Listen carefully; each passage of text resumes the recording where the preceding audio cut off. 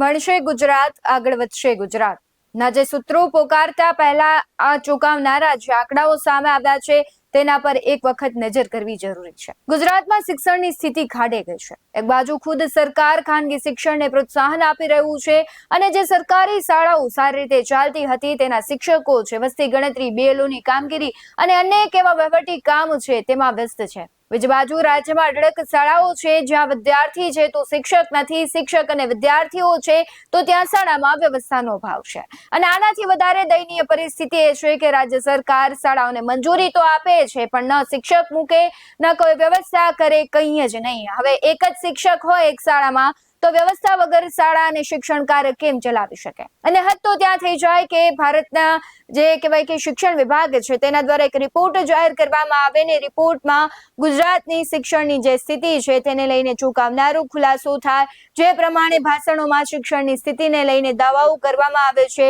એ ભાષણો અને એ ભાષણ કરનારાના મોઢે આ આંકડાઓ છે તે તમાચો મારે છે। નમસ્કાર, ગુજરાત BS9 TV ન્યૂઝમાં આપની સાથે હું ભગવતી વિશાવડિયા।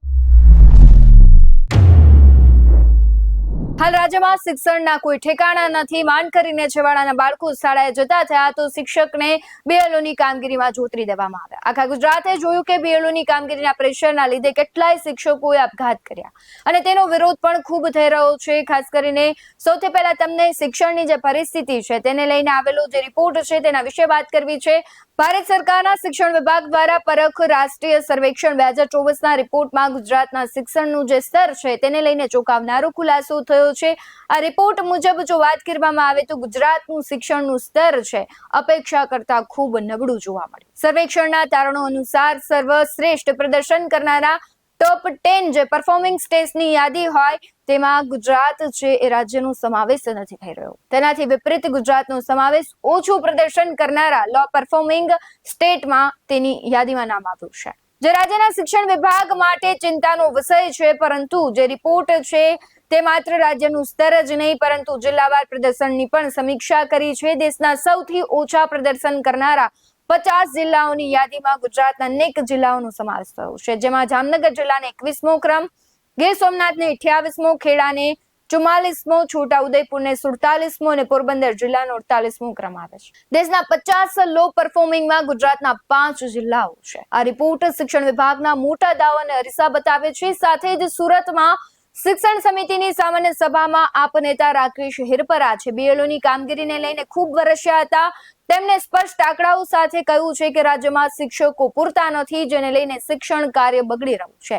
તેથી શિક્ષકો છે તેને BLOની કામગીરી ન સોંપવામાં આવે, તેની વસ્તી ગણતરીની કામ સોંપવામાં ન આવે અને ખાસ કરીને અન્ય વિભાગો છે તેને આ કામમાં જોતરવામાં આવે। શું કહી રહ્યા છે આપની નેતા રાકેશ હિરપરા તે પણ સાંભળીએ। કહું છું પણ SIR કરો પણ શિક્ષકોને દૂર રાખીને કરો એમ કહું છું હું તો। 98 નંબરની શાળામાં 8 કામ કરતા શિક્ષકો છે, 8 BLOની ડ્યુટીમાં છે, એક સાથી શિક્ષક છે। વેડ રોડની 180 શાળામાં 582 બાળકો ભણે છે, 15 કામ કરતા શિક્ષકો છે, એમાંથી 13 BLO છે, એમાં એની પાસે માત્ર 2 સાથી શિક્ષકો ફાળવવામાં આવ્યા છે। ભાઠેનામાં 75 નંબરની શાળામાં 865 શિક્ષકો કામ કરે છે, 865 બાળકો, 20 શિક્ષકો છે, તે 17 BLO, એમાં એક સાથી શિક્ષક છે। કેવી રીતે કામ કરશે જણાવજો જરાક મને। લિંબાયતમાં 35, સૌથી વધુ સંખ્યા ધરાવતી કન્યા શાળા, કન્યા કળવણી આપણે મહોત્સવ કરીએ છીએ, 2030 બાળકીઓ અભ્યાસ કરે છે, 47 શિક્ષકો છે, એમાંથી 38 BLO છે, એમાંથી 3 સાથી શિક્ષકો છે માત્ર। તો ક્યાં આ પરિસ્થિતિ છે કે સરની પ્રક્રિયા વ્યવસ્થિત થવી જોઈએ, પૂરી થવી જોઈએ। કોઈ એવો માણસ કે જે આ દેશનો નાગરિક નથી એને આ દેશમાં મતદાન કરવાનો બિલકુલ અધિકાર ન હોવો જોઈએ, બિલકુલ અધિકાર ન હોવો જોઈએ। શિક્ષકો શું કામ? સરકાર પાસે બીજા વિભાગ છે, સરકાર પાસે બીજા વિભાગ છે, શિક્ષકો શું કામ? શિક્ષકો શું કામ છે? શિક્ષણ સુધારવાનું કામ જ આપણી જવાબદારી છે, આ જ કરવાનું છે। આ એ જ છે, બીજું કાંઈ નથી, એ જ છે। આ સમિતિ છે ને એનું આ જ હેતુ છે, આ જ હેતુ છે આ સમિતિ। તો કાગળ વાંચીને જ આવવાનું હોય, કાગળ વાંચીને જ આવવાનું હોય, કાગળ વાંચીને જ। તમે કાગળ વાંચવા વગર આવો છો, તમે કાગળ વાંચવા વગર આવો છો, તમે કાગળ વાંચવા વગર આવો છો, તમે કાગળ વાંચવા વગર આવો છો કરીને એના વિષય જ મારે કેટલીક વાત કરવાની છે કે 2 સંસ્થાઓ આમાં કામ કરે છે। સમજો આખી વસ્તુ, આખી સમગ્ર ઘટનામાં 2 સંસ્થાઓ કામ કરે છે, એક ચૂંટણી પંચ છે અને એક નગર પ્રાથમિક શિક્ષણ સમિતિ છે. એણે એનું કામ કરવાનું છે. આપણે આપણી સંસ્થાનો સ્વાર્થ આપણે જોવાનો છે. મને એટલી ખબર પડે, આપણી સંસ્થાની જવાબદારી આપણા 2 લાખ બાળકો પ્રત્યે છે. અગાઉ 3 ઓક્ટોબરની સભામાં મેં કીધું હતું કે ગયો વર્ષ આપણું ગયું સત્ર, તમે આખી ઘટના શાંતિથી મને સાંભળજો, પછી મારી વાત સાચી લાગે તો કહેજો, કે જે બાળક કોરોના વખતે એટલે કે 2019-20 પહેલા, બીજા, ત્રીજા સુધીમાં હતું, અને એ બાળકના જીવનકાળમાં પ્રાથમિક શિક્ષણમાં આજનું વર્ષ અને કોરોનાનું વર્ષ જો બંને ભેગા આવ્યા ને, તો એનું પ્રાથમિક શિક્ષણને ખૂબ મોટું નુકસાન છે. કોરોનાનો લર્નિંગ લોસ હતો, એ લોસ હવે આ વખતમાં લગભગ લર્નિંગ લોસ ગયા સત્રમાં, એટલે કે જૂનથી લઈને ઓક્ટોબર સુધીમાં ઘણી બધી પ્રવૃત્તિઓ આવી, એમાં ઘણો બધો અભ્યાસક્રમ અધૂરો હતો. હવે આ વર્ષે અત્યારે આમાં શિક્ષકોએ શરૂમાં, હજી તો વેકેશન ખુલ્યું એ ભેગો એનો સરનો અને બીએલઓ નો ઓર્ડર છે, એટલે કે શિક્ષકો શાળામાં ગયા નથી. હજી આપણે સરની પ્રક્રિયાને નહીં, મારી આખી વાત પૂરી થવા દો,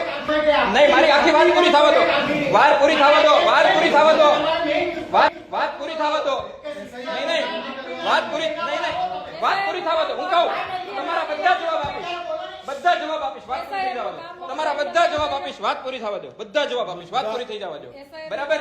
હવે મતદાર યાદીનું શુદ્ધિકરણ એ સૌથી મોટો વિષય છે. મારે બધા જવાબ આપીશ. નહીં, બધા મતદાર યાદી શુદ્ધિકરણનું સૌથી અગત્યનું કામ છે. નહીં, વાત પૂરી થવા દો મારી. નહીં, વાત પૂરી થવા દો મારી. મતદાર યાદી શુદ્ધિકરણનું કામ સૌથી અગત્યનું વાત છે. પૂરી થવા દો, વાત પૂરી થવા દો. હવે હજી આપણે એક્સટેન્શન 11 ડિસેમ્બર, નહીં સર વિશે હું કાંઈ બોલતો નથી. મારી સંસ્થા વિશે હું મારા સંસ્થા વિશે બોલું છું, સર વિશે નથી બોલતો. આ મારી સંસ્થા છે.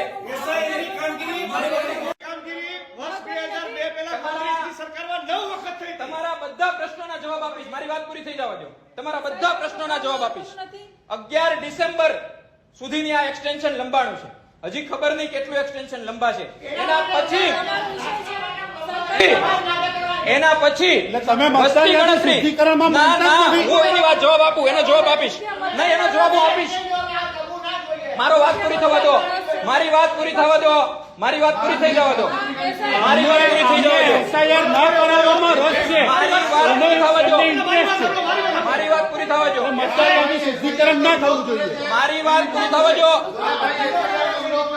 મારી વાત પૂરી થવા દો, મારી વાત પૂરી થવા દો, શુદ્ધિકરણની મારી વાત પૂરી થવા દો, મારી વાત પૂરી થવા દો, મારી વાત પૂરી થવા દો. તમે એટલા બધા ડરો છો શું કામ? તમે એટલા બધા મારી વાતથી ડરો છો? મારી વાત પૂરી થઈ જવા દો, મારી વાત પૂરી થઈ જવા દો, તો પૂરી થઈ જવા દો. તો હુકમ વચ્ચે બોલો છો? મને પૂરી કરી દેવા દો, મારી વાત પૂરી કરી લેવા દો, મારી વાત પૂરી કરી લેવા દો. ઓકે, 11 ડિસેમ્બરના રોજ હજી આ સરને લંબાવાયું છે. હજી એવા ભણકારા વાગી રહ્યા છે કે મને નથી ખબર લંબાવાશે કે નહીં લંબાવાય. 11 ડિસેમ્બર પછી હજી વસ્તી ગણતરીના ભણકારા વાગી રહ્યા છે. બરાબર છે? તો મારું કહેવાનું એમ છે કે આ સંસ્થાનો ઇલેક્શન કમિશન છે, ઇલેક્શન કમિશનને એની જવાબદારી નિભાવવાની છે, સરની પ્રક્રિયા પૂરી કરવાની છે. એના ઉપર હું કોઈ ટિપ્પણી નથી કરતો. મારો સ્વાર્થ મારી સંસ્થા અને મારા 2 લાખ બાળકો પ્રત્યે છે કે એમના શિક્ષણનું શું. હું રેકોર્ડ સાથે 35 નહીં, મારી વાત પૂરી કરો. પેલા મારી વાત પૂરી કરી લેવા દો. મારી વાત પૂરી કરવા દો. મારી વાત પૂરી કરવા દો. મારી વાત પૂરી કરવા દો. મારી વાત પૂરી કરવા દો. મારી વાત પૂરી કરી લેવા દો. હા, વરાછામાં 98 નંબરની શાળા છે. કેટલીક સેમ્પલ શાળાઓ, બરાબર, 423 વિદ્યાર્થીઓ, 8 પરમેનન્ટ ટીચર્સ છે. 8 ની ડ્યુટી બીએલઓ માં લગાડેલી છે. 180 નંબરની શાળા, 15 શિક્ષકો કામ કરે છે. 13 શિક્ષકોની ડ્યુટી બીએલઓ માં લગાડી છે. 582. 337 નંબરની મોડેલ શાળા છે. 550 બાળકો ભણે છે. 550 બાળકો ભણે છે. નહીં, આવી રીતે ભણાવે કેવી રીતે? તમે વિચારો તો ખરી. 1500 બાળકોમાં અભ્યાસ કરતા 34 માંથી 24 બીએલઓ ના ઓર્ડર છે. 60-70% શિક્ષકોના બીએલઓ માં ઓર્ડર છે. આ લર્નિંગ લોસ, આ ભણતરનો લોસ કોણ પૂરો કરશે? એની આપણી જવાબદારી કે નહીં? આપણી સંસ્થા પ્રત્યે આપણો સ્વાર્થ હોય કે નહીં? હવે રહી વાત સરની પ્રક્રિયા વિશે. હું એક્ઝેક્ટ કહું પ્રક્રિયા વિશે.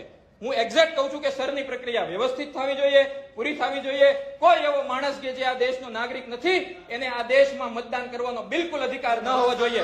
બિલકુલ અધિકાર ન હોવો જોઈએ. આમ બી બોલો, બિલકુલ. આમ બી બોલો. સાંભળો, ચટણી મેરી और पटनी मेरी. પણ સાંભળો પણ સરકાર પાસે બીજા વિભાગ છે. સરકાર પાસે બીજા વિભાગ છે. શિક્ષકો શું કામ? સરકાર પાસે બીજા વિભાગ છે. સરકાર પાસે બીજા વિભાગ છે. શિક્ષકો શું કામ? શિક્ષકો શું કામ નહીં?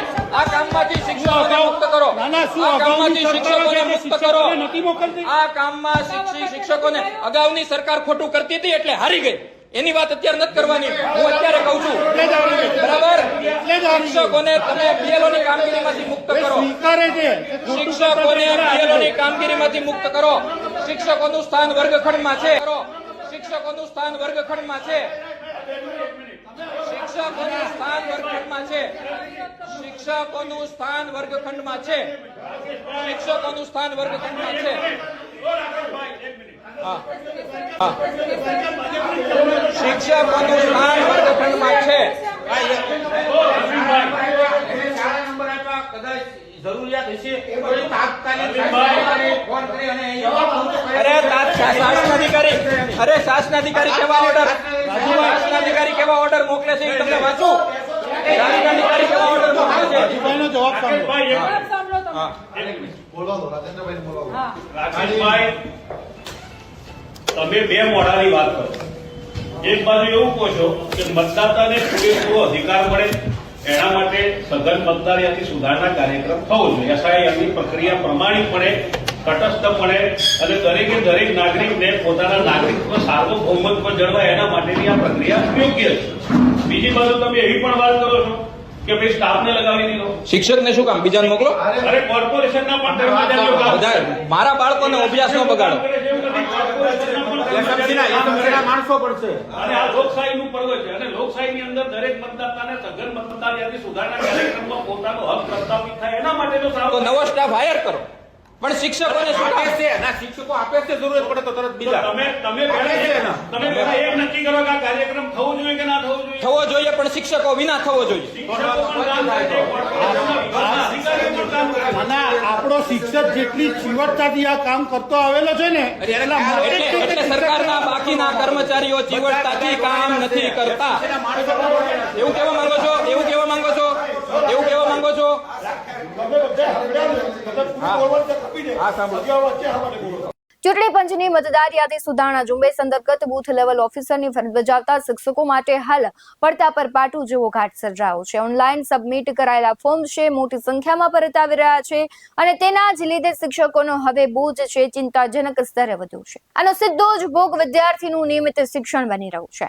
પ્રાથમિક અંદાજ મુજબ સબમિટ થયેલા કુલ ફોર્મ્સ પૈકી લગભગ 25 થી 30% ફોર્મ્સ તકનીકી ખામી કે અન્ય કારણોસર પાછા મોકલાયા છે. આથી શિક્ષકોએ આ ફોર્મ્સને ફરીથી ચકાસવા પડશે, સુધારવા પડશે અથવા સંપૂર્ણપણે પુનઃ ભરવાની કામગીરી પણ કરવી પડશે. તેને લીધે શિક્ષકો અને વિદ્યાર્થીઓ બંને હેરાન થઈ શકે છે અને થઈ પણ રહ્યા છે. છેલ્લા કેટલાય સમયથી આપણે જોઈ રહ્યા છે કે શિક્ષકો એટલી હદે હેરાન થઈ રહ્યા છે અને કહેવાય છે કે માનસિક ટોર્ચર લાગે છે અને તેને લઈને આપઘાત કરે છે. અને એક બીજો પણ રિપોર્ટ સામે આવ્યો છે જેમાં ગુજરાતના છેલ્લા 8 વર્ષમાં 525 જેટલી સરકારી શાળાઓ છે તેને તાળા લાગી ગયા છે. આ ઉપરાંત ગુજરાત સરકાર વિદ્યાર્થીઓની સંખ્યા નહિવત હોવાના બહાને 5912 સરકારી શાળાઓને બંધ કરવાની ફિરાકમાં છે, જે રાજ્યમાં શિક્ષણની સ્થિતિ કથળી રહી છે તેનું ચિત્ર છે સ્પષ્ટ દર્શાવે છે. સરકારી સ્કૂલોમાં યોગ્ય સુવિધાઓ અને શિક્ષણના અભાવે લોકો ઊંચી ફી હોવા છતાં ખાનગી શાળાઓ તરફ દોટ માંડી રહ્યા છે, ડોનેશન આપવા મજબૂર બની રહ્યા છે. આ સ્થિતિથી વાકેફ સરકારની સ્કૂલોમાં ચિત્ર કંઈક ઉલટું છે. આર્થિક રીતે પરવડે તેવી ફી હોવા છતાંય સરકારી સ્કૂલો ખાલી ખમ છે. શાળાઓમાં શિક્ષકો જ નથી. છેવાડાના સરહદી જિલ્લાથી માંડીને આદિવાસી પછાત વિસ્તારોની સ્કૂલોમાં તો કોઈ શિક્ષક જ નથી. ગુજરાતમાં 1600 સ્કૂલોમાં તમામ વર્ગના વિદ્યાર્થીઓને એક જ શિક્ષક અભ્યાસ કરાવે છે. આ સ્થિતિનું નિર્માણ થયું હોવા છતાં શિક્ષણ વિભાગ શિક્ષકોની ભરતી કરવા તૈયાર નથી. શિક્ષકોની સાથોસાથ સ્કૂલોમાં વર્ગખંડોની પણ ભારે અછત છે. રાજ્યમાં 40,000 વર્ગખંડોની જરૂરિયાત છે, ત્યારે 1,456 સ્કૂલોમાં એક જ વર્ગખંડ છે. વિદ્યાર્થીઓને ક્યાં બેસીને ભણાવવા એ ખૂબ મોટા પ્રશ્ન થઈ રહ્યા છે. આ જોતા સરકારી સ્કૂલોમાં વિદ્યાર્થીઓની સંખ્યામાં ઘટાડો થયો છે. શિક્ષણ વિભાગને તો ફાવ્યું છે, જેથી એક પછી એક સરકારી શાળાઓની તાળા વાગી રહ્યા છે. સ્વયં શિક્ષણ વિભાગ ખાનગી શિક્ષણને પ્રોત્સાહન આપી રહ્યું છે, જેના કારણે દિન પ્રતિદિન પ્રાઇવેટ સ્કૂલોની સંખ્યામાં વધારો થઈ રહ્યો છે. લોકસભામાં રજૂ થયેલા એક રિપોર્ટ અનુસાર દર વર્ષે નવી ખાનગી શાળાઓ ખુલી રહી છે.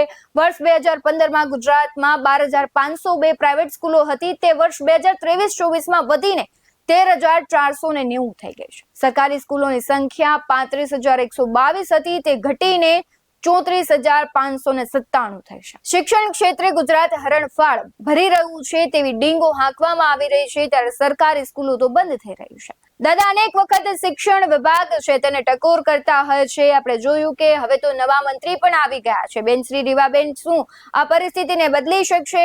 કારણ કે હાલ તો શિક્ષણ વિભાગમાં બધું રેલમ છેલમ ચાલી રહ્યું છે. કોણ શું કરી રહ્યું છે, વિદ્યાર્થીઓનું ભવિષ્ય છે તે ખાડામાં ધકેલાઈ રહ્યું છે, કારણ કે શિક્ષકો છે બીએલઓની કામગીરીમાં વ્યસ્ત છે.